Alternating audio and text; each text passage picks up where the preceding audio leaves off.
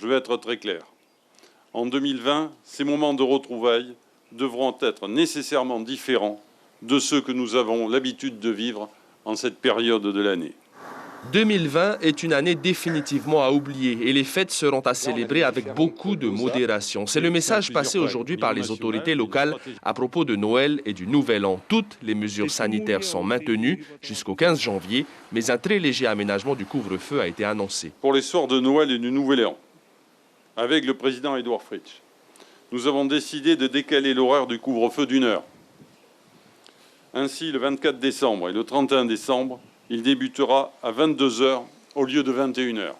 Pour ces deux dates, la veille de Noël donc et le réveillon de la Saint-Sylvestre à Tétième-Auréa, le couvre-feu sera repoussé à 22 heures. Le pays et l'État appellent toujours à la plus grande vigilance car le taux d'incidence du coronavirus au Fénois reste bien au-dessus du seuil national maximum fixé à 250 nouveaux cas par semaine pour 100 000 habitants. Depuis l'annonce des mesures sanitaires au mois d'octobre, ce taux a certes baissé, suffisamment pour ne pas confiner, mais pas assez pour se relâcher.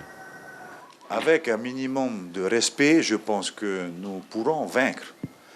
Je ne sais pas ce qui peut se passer, mais ce qui est certain, c'est qu'il ne faut pas relâcher les efforts.